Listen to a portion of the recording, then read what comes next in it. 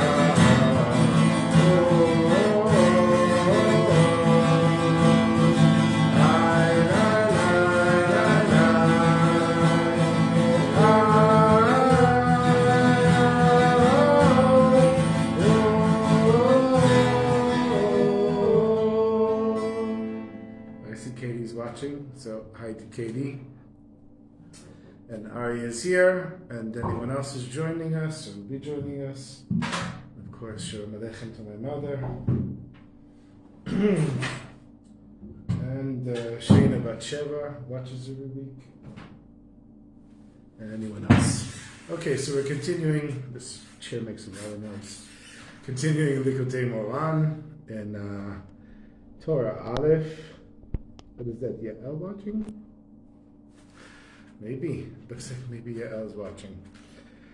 And we're getting pretty close to the end. We'll figure another lesson or two, and we'll probably finish with this Torah for this time around. And so what we've been learning is that there's this idea of chen. Oh, Yael is watching. Shalom Aleichem to Yael. Chaim. Ari also says l'chaim to you. And of course to Katie, and of course to everyone else. That there's this idea of chen, which is grace, which is charm, that for this, there's just a simple example. A person comes and says, hey, pour me a cup of water. You say, that wasn't a very nice way of saying it, but if you say, a person says, can you please pour me a cup of water? Then you want to pour a cup of water. And Rabbi Nachman says the same thing with our davening. So we're asking things of Hashem, and if we say to it in a way of entitlement, we say, Hashem, give me whatever. Hashem says, based on what? Like, what are you doing?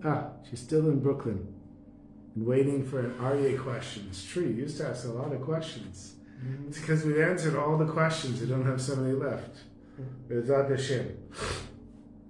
Hashem basically says, okay, you're coming and asking things of me, and how are you asking it? In what way? And so Rabbi Nachman says we want to ask things from Hashem in a way that's enclosed in doing more mitzvot than averot. And how does a person get to the point where they do more of one than the other?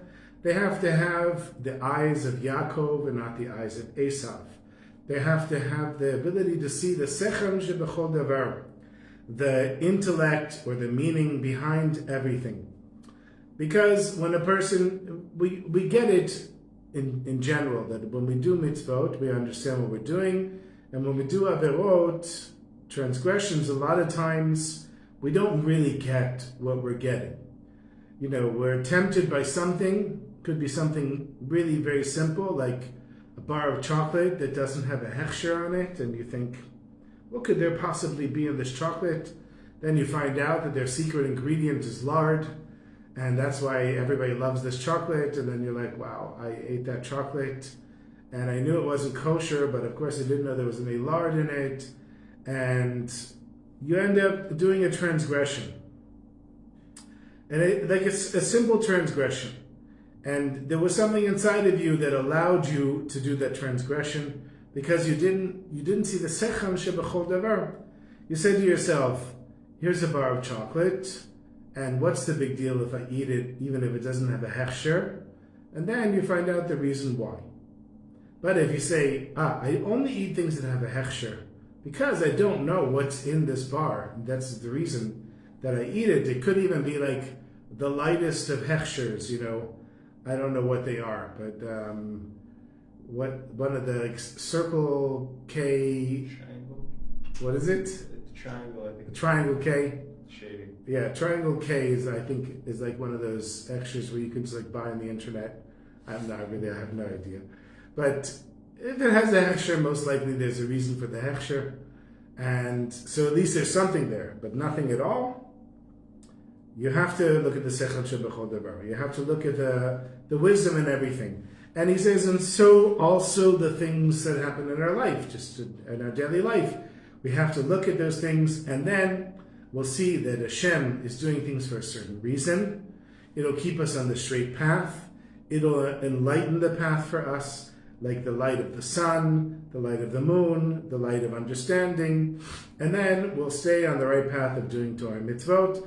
And then when we come to Hashem and we say, Hashem, please help me with this thing or please help me with that thing, we're now coming with chen. Chen is chet and nun, which is chokhmah and Torah. And so we're coming with keeping mitzvot, and we're coming with the understanding that Hashem does things for a reason, and I'm able to get it, even if I don't fully understand it. That's kind of a summary of where we are up until this point. לאחר שנתבאר שיעקב זכה להסתכל בשכל שכון דבר, after he explained that Yaakov merited to see the meaning in everything, מבחינת חוכמת התורה, this is connected to the wisdom of the Torah, meaning that the Torah is giving us, for example, if I gave you the example of this bar of chocolate, that's coming from Chokhmat Torah, because keeping kosher is coming from the wisdom of the Torah, and me saying that I understand that I have to keep kosher, so I'm going to eat only kosher things, is B'chinat Chokhmat Torah. So that's just a small example of it. And then it lights up the path to Malchut de Kedusha, which is the kingship or sovereignty of holiness, but also we talked about the Sfirot, and Malchut is the lowest of all of them and receives the light from the ones above it. Then a person merits to chen. Then a person has this chen, this grace or charm. Now he's going to explain that a person that merits to have this grace can also bless other people with chen.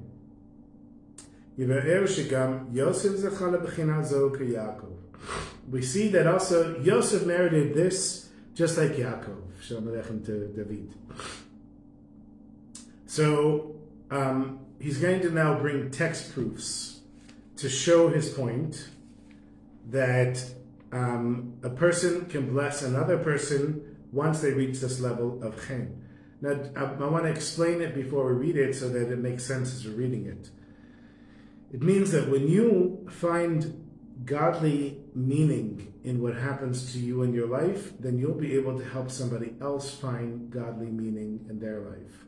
Not that you can necessarily interpret everything, but you can tell somebody, oh, I had that same experience, so I know what you're talking about. I went through the temptation of wanting to break Shabbos, and I solved it by going to meals with friends.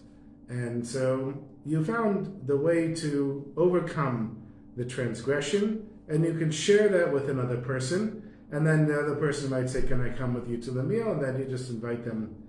When you come to my meal, you say, can I bring a friend? And you bring a friend.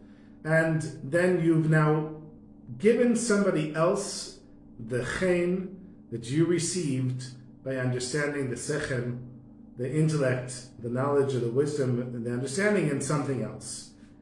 The godly way of understanding it. Okay, so that's how you can share chen with another person. Now he's going to bring some text proofs, and along the way he's going to clarify the meaning of this.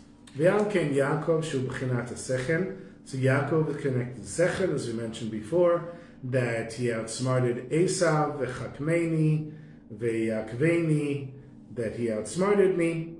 Ki zechala b'chora, shi b'chinat chochma v'sechel. That he merited the firstborn, to buy the firstborn from Esav, and the firstborn is connected to wisdom and understanding, because we said Bechorah is Reshit, and Reshit is Torah, and Torah is understanding. So he's making all the text connections there. Am ken zechad chen, and then he merited to this level of chen. So you understand what he's saying here.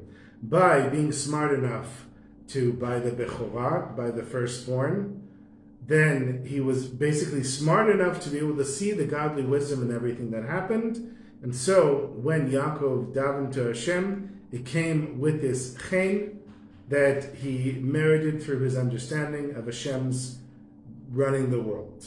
Ki hi'ir b'chochmato ba'ot chet lemalchut kedusha u'ba'ot nun shenase chen. Because it lit up, he had a light of understanding through the letter chet, which is the kingship of holiness, and the letter nun, which the two letters together make up chen. Meaning that he got this chokhmah, he got the wisdom, he got the Torah, and as a result, he was able to have this charm.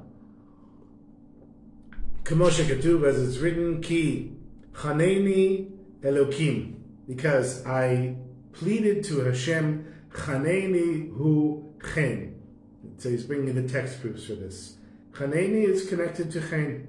V'am ken shezacha Yaakov lechen, berach et hashvatim bechen. So when Yaakov merited to this level of charm or grace, he blessed all of the tribes, which were his children, his sons, with chen. K'mo shekatuv, as it's written, v'ayeladim asher chanan v'cholei. So give a text proof for that. U'benyamin lo haya az b'sha'at hapegisha im Esav. And at the time that Yaakov and Esav met, and Yaakov blessed the tribes, blessed his children, Binyamin had not been born yet, ki adayin lo nolad, because he wasn't born yet. V'yanken bercho Yosef b'chen. And so Yosef blessed his younger brother Binyamin with chen. Kamo shekatuv, as it's written, Shamar Yosef leBinyamin, Elokim yichancha bani, yichancha uchen. So he's basically saying, here Yosef was on the level that Yosef could transmit this chen to his younger brother Binyamin. But Davka Yosef and specifically Yosef was able to do this, to bless his brother with chen, ki Yosef haya karul biyoter b'bchinat Yaakov, because Yosef was the most connected to the level of Yaakov. Kamosh Katuv, as written, Ele Todot Yaakov Yosef. These, it's Ele Todot Yaakov, and then it continues with Yosef. But that's the name Yaakov Yosef, that's where it comes from, or Yosef Yaakov, Yaakov Yosef, and Todot Yaakov Yosef.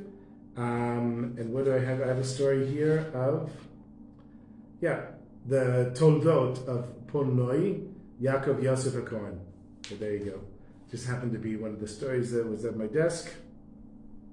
Connected to Yaakov Yosef. So he's saying that's my proof. Rabbi Nachman is saying the proof because Yaakov and Yosef are mentioned together in Toldot Yaakov. Ki hu aya ikar Toldotav, because he was the main prodigy. How do you say it? The offspring. I forgot the word. There's something with the prodigy. I do remember. Ki aya ikar shem banav, because he was like the main. He was the big receiver of Yaakov's spiritual holiness. Yosef was. And we see that also because Yosef reached the level of being the viceroy of Egypt, saved the Jewish people, what would be eventually the Jewish people. The Jewish people came about through the family that grew in Egypt and then left Egypt and received the Torah, and then became the Jewish people. And from the descendants of Abraham to the Jewish people, and all of that really came through Yosef. Ki Yaakov, Yosef, Chada Chashive. Yaakov v'Yosef ke'echad prodigal, maybe, that might be the word. Progeny, that's the word, thank you, progeny. There we go, we got a contribution from Aryeh. Progeny. I knew that was there somewhere. Okay.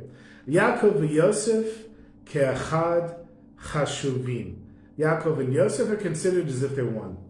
But achen, כשם שיעקב זכה לחיבור החוכמה והמלכות, just like Yaakov merited to have chokhmah and malchut together, שזהו בחינת chen, which brings us chen, meaning that when Yaakov came and davened to Hashem, he came with this very high spiritual level of understanding things in the world, and as a result, his prayers were more accepted.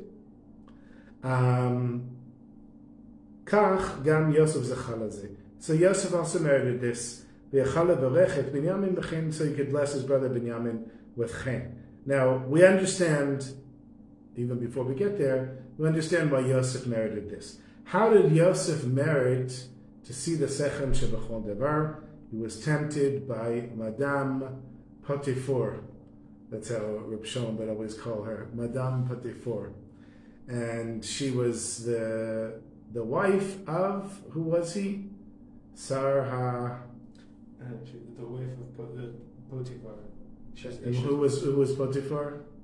He was the main kind of like chief of staff of Paro. Big guy. Big guy in Paro's.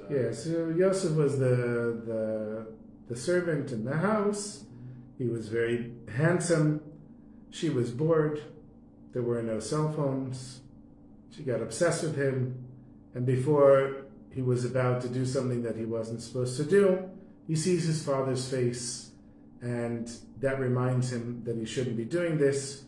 And Rabbi Nachman says, you see, that's him seeing the sechem shebachol davar.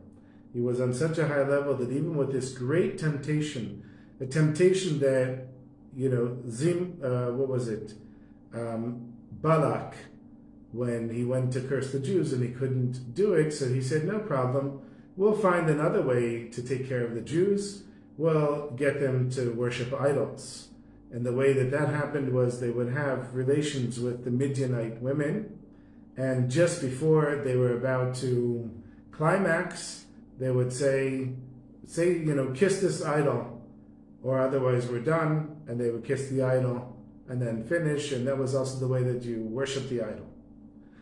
And that ended up bringing a plague upon the Jewish people, and I don't remember, 24,000, however many people died, until Pinchas came and stabbed the couple right through their sexual organs and ended it. So all of this was, to show the temptation that Yosef was facing. Yosef wasn't just facing this temptation as a temptation. He had been in prison for I don't know how many years. I don't remember how many years it was. And here, that's how he ended up in prison, right from that. But here he was a slave. He was separated from his family. He's probably one of the only Hebrew speakers in all of Egypt. And he probably thinks, who in the world knows what's going on here in Potiphar's house? And I'm with this woman all the time. And what's the big deal? So I'll sleep with her. Is it the end of the world? Don't I deserve something nice in my life? Why do I have to suffer all the time? And he held up against that temptation. And the way that he held up against the temptation is because he was able to see the sechem shebachol davar, the godly wisdom and everything, and he was on such a high level that he was echad to bless other people with it as well.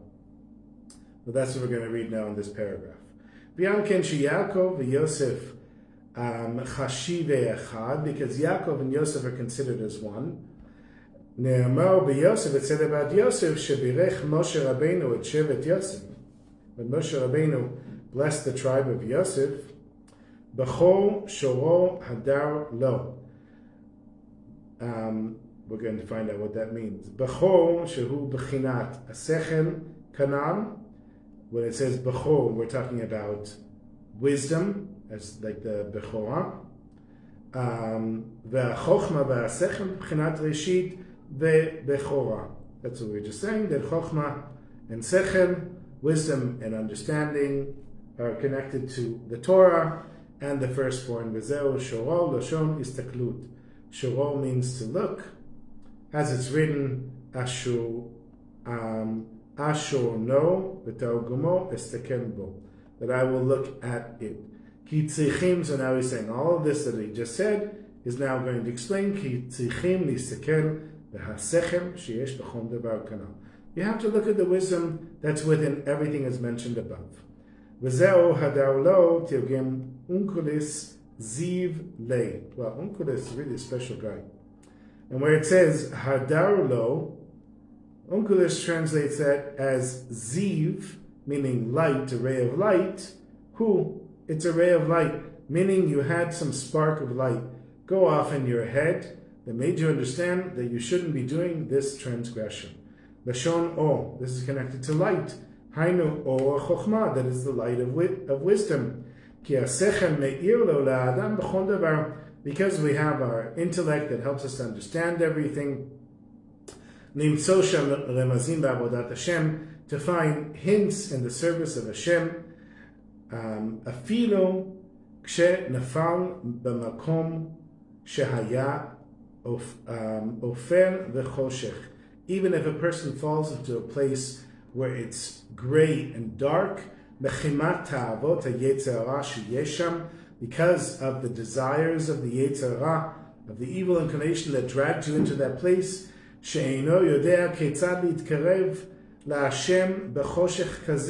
that a person doesn't know how to get out of this darkness and come close to Hashem. Even there, the intellect can light it up for a person, that they can see how to get out of that darkness. When a person merits to see the intellect, the meaning behind everything. And that was Yosef. The Yosef is taken, let's see, Kagon Yosef Shebezman Hanisayon Hayata Eshet Potiphar.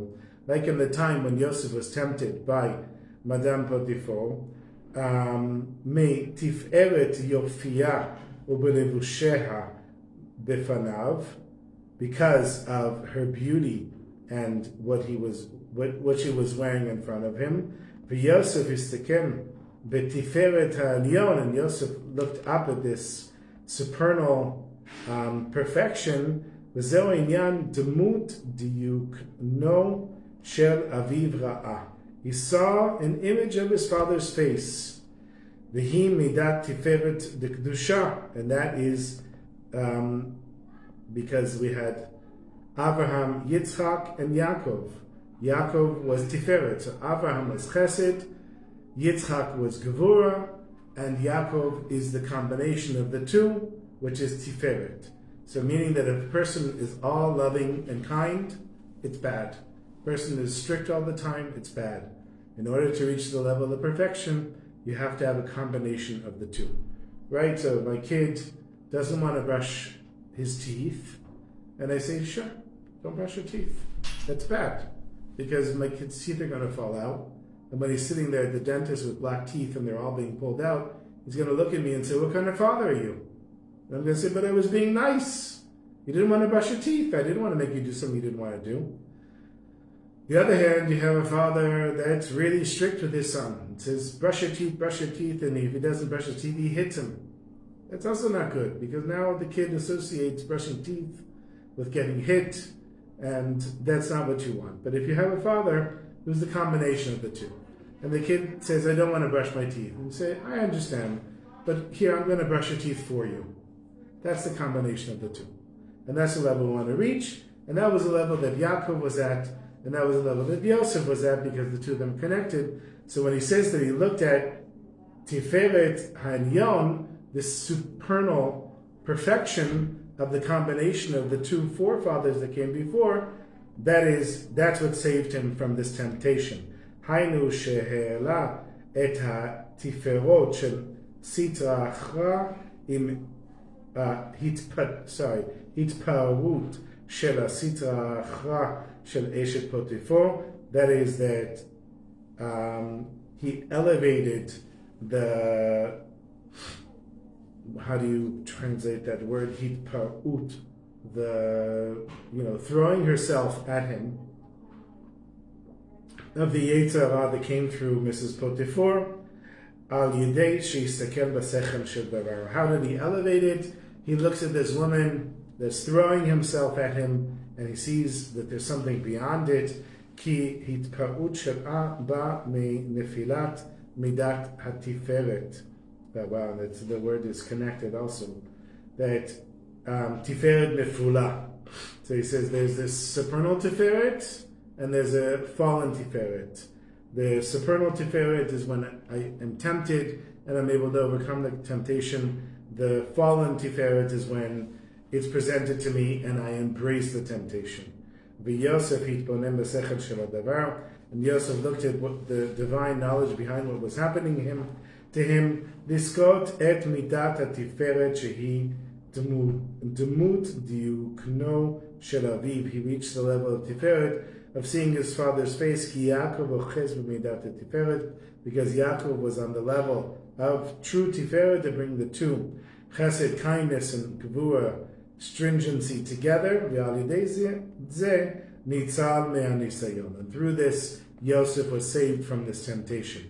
Sheken afilu b'makom afela v'choshech, even in a gray and dark place, gam sham yesh chochma v'sechel eloki shemechayem makom zeh. There's, even in a dark place, there's a godly energy, understanding that's bringing life to this place. So we see all kinds of stories of people during this war that are reconnecting with Judaism in all kinds of interesting ways. I heard about restaurants in Tel Aviv that are koshering in order to provide food to soldiers, and there's a new trend of soldiers with tzitziot and no kippot, and there's people walking around tehillim, and of course tefillin, and generally you see people re-embracing or first embracing Judaism as a result of this war. And you sustain everything. So he's bringing that as a textbook to say, even in those worse places, there's still Hashem can be found there. It's not that you're supposed to go into these bad places in order to find Hashem. That was Jacob Frank. Remember, we had a lesson, we learned about Shabtai Tzvi and Jacob Frank. Jacob Frank was a successor of Shabtai Tzvi and a follower of Shabtai Tzvi, who was a false messiah who convinced tens of thousands of people to join him. And in the end, Shabtai Tzvi became a Muslim, and he was just a total fake. And then he had a successor, I think they came 40 years later, whatever it was, 20 years later, Jacob Frank, and he said, we're going to become Christians in order to elevate Christianity back to Judaism. And they all remain Christians, or a lot of them remain Christians. So there's like somebody saying, I'm going to go into the worst, darkest places in order to elevate the sparks there. And you'd have to be a tzaddik on a very high level to do that. And you're certainly not going to do it by taking drugs and doing transgressions. We're here on Mitzvah Street. This street in the old Nachlaot was the worst street in the whole neighborhood. This house in particular, I don't remember there being problems, but directly across from the gate, the white door over here, that was Danny, the drug dealer. And Danny would leave notes on the door. It was so crazy. Danny is currently in prison, so please don't knock on the door. Danny is back. Please knock if you want to buy drugs. That was what the sign would say in Hebrew, a handwritten sign. There was a place over here, a few houses down. That was like the place where people overdose on drugs. It was filled with bodies of people on drugs. The ambulances were coming down the street all the time, taking dead bodies out. Really, that's what happened. Most of the people that were the drug dealers or drug users ended up overdosing. A few of them went to prison. A few of them, I don't know what happened to them. And there were prostitutes on this street, and there was a pimp, and there were two guards at the top of the street and the bottom of the street. And if they didn't know you, you couldn't even walk down the street. They knew me, so I could walk down the street. And I remember seeing this. This was the old Nachlaot, and Noga would say to me, "What are we doing here?" I'd say, "One day it'll change." Because my note was here and Shalom Brat was here, so I wasn't going anywhere. I have a friend, Zev. He lived a couple of houses over here, and in the days when there was all the stuff going on the street. And he said, this was like a guy who was really a tough guy. He used to be like a type of gangster, and he became a Baal Tshuva. And he said, these guys don't scare me for 1 second. He was from Canada. Didn't even speak Hebrew so well. He put a chair out on the street, and he would learn Torah as much as he could every day. And he said, my goal is to elevate the street. I'm going to clean the street with Torah. A true story. And he did.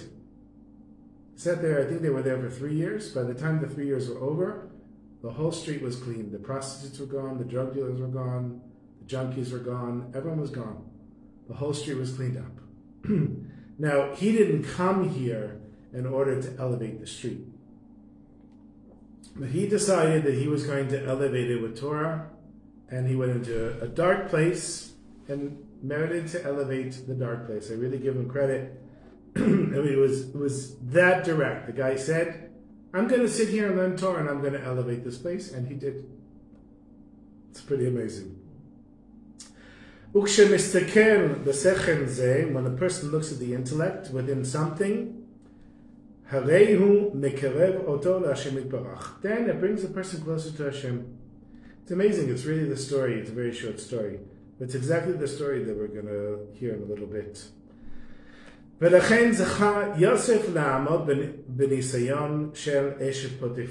why Yosef merited to stand up to the test of the wife of Potiphar, because even at the time of the test, which is a dark and cloudy place, he merited to look at the intellect, the godly intellect within everything. Because here it says,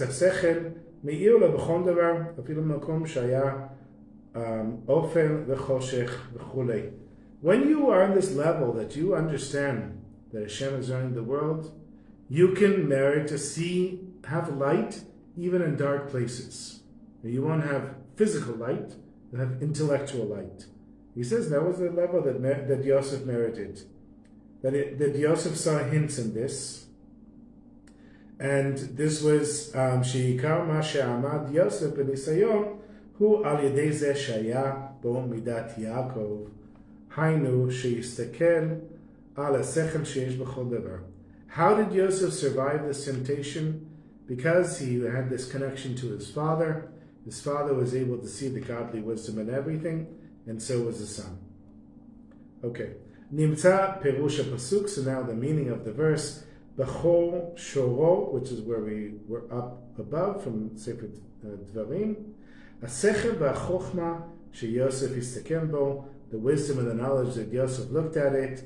Hadar lo, penetrated him. Me'ir lo, shined for him. B'chol darachav, in all of his ways. Okay, so now I'm just going to do a few more minutes. So now we're going to go into Rabbi Bar Chana. So Rabbi Bar Chana is known in the Gemara as coming up with these absolutely crazy stories. We've learned some of them. And Rabbi Nachman decided that within these stories there are secrets, and he sees the secrets, and he's going to reveal the secrets. And it happens to be that this lesson is hidden in one of the stories of Rabbi Bar Chana. So we're going to start the story, and we'll continue it next week. And then, V'zeh Perush Ma She'amar Rabbi Bar Chana. and I'm not going to read the Aramaic because I don't understand it. I'm going to read the translation. Oto gal, there was a wave, the same wave, sheratza lahatbiat asfina, that wanted to sink the ship. Nir'a, there's some Hebrew in here, no, but let's see. Nir'a sheolech lefanav nitzotz shel esh levana. It seemed like, so here we have the same wave of water that wanted to come and sink the ship. Within the wave, there was a spark of some white fire. Perush rashbam, esh levana u malach mazik hu. It was a white fire, and it was an angel that caused damage. Vehikinu oto, and they hit this wave or this light, this fire, b'maker shechakukim alav atevot ekiyeh asher ekiyeh. They hit the fire with a stick, and on the stick was engraved the letters, I will be what I will be, which is one of Hashem's names. So that's the beginning. They have a wave, came to overcome the ship, it had a fire in it, they hit the fire with a stick, the stick had Hashem's name written on it. So you can see, nobody can understand this. This doesn't make any sense whatsoever. Okay, so now he's going to break it down. How much of this we're going to do? We're going to do it next week. But I'm going to stop here. So we got the beginning of it. Never mind. I'm not going to go into it because it's getting late and it's a whole new subject. So, all right, you have any questions? Not this time. See, I just learned so much and he doesn't have any more questions. Okay, so here's the very short story about the Toldot Yaakov Yosef HaKohen of Polnoi. So, by the way, the Toldot Yaakov Yosef was the first successor of the Baal Shem Tov. After the Baal Shem Tov died, the Hasidim didn't know who was going to take over, and everybody knew that Yaakov Yosef was this great tzaddik. He was the chassid of Baal Shem Tov, and they decided that he was going to be the successor. I don't know for how long he was the successor, but then several of the top chassidim, including I think Yaakov Yosef, Rabbi Yaakov Yosef, had a dream that Baal Shem Tov came to them and said that Reb Dover, the Maggid Mezrich, should be the successor, and that's how he became the successor. Now, Rabbi Yaakov Yosef of Polnoi was known to have a temper. And it's interesting, there's a guy who literally has to comment on every single story on my podcast on YouTube. I don't know who he is. He wrote today, he writes comments every day. And in order to clear them from the admin section, I have to answer him. Otherwise they stay there. He usually gets like a thumbs up, a smiley face, or a thank you, and I just copy paste them all. There was a story that I told about a tzaddik that was angry. And you probably remember the story of the Baal Shem Tov. There was this guy who used to hide his milk in the cabinet and always fell. And there was these angels that got their negative energy from it. And the Baal Shem Tov revealed it to this guy who was known as a tzaddik. And this guy wrote to me, I didn't know tzaddikim could get angry. So there's many levels of tzaddikim. And tzaddikim can get angry. It doesn't mean that they're on the highest level of being a tzaddik. So the Toldot was known to get angry.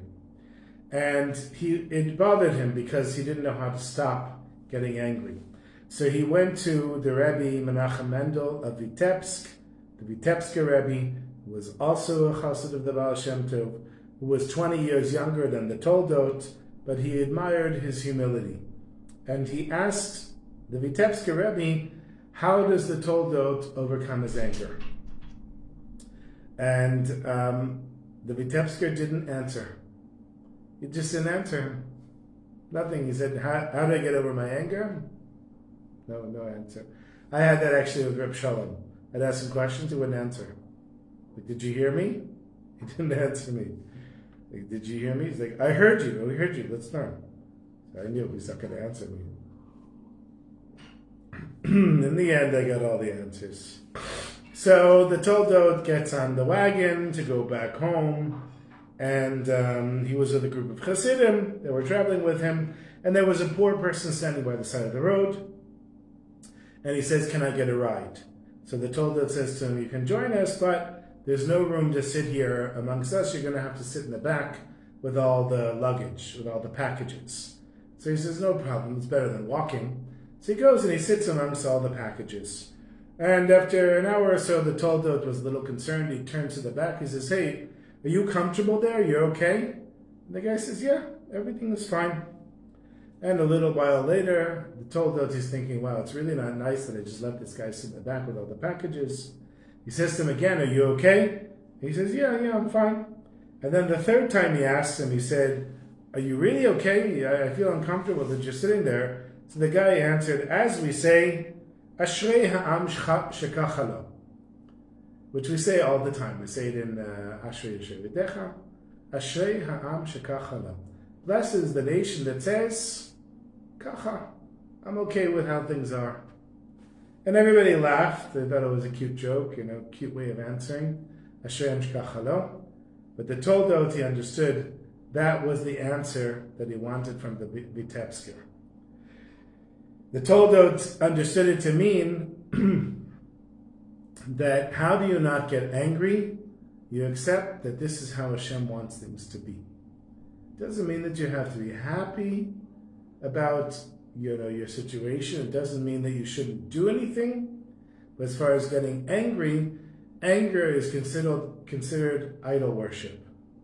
And why is it considered idol worship? Well, first of all, when you're angry, no one can talk with you, not Hashem either.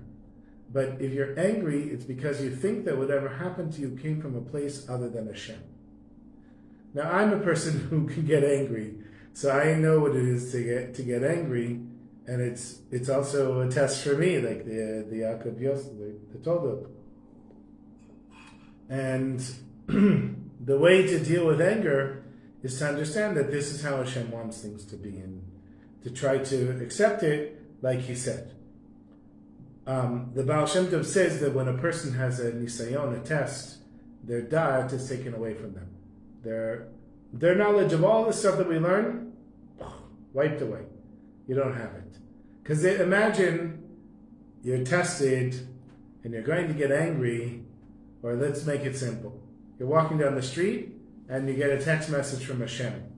"Hey Barak, just so you know, that guy over there is about to bump into you. But it doesn't matter where you move, he's going to bump into you."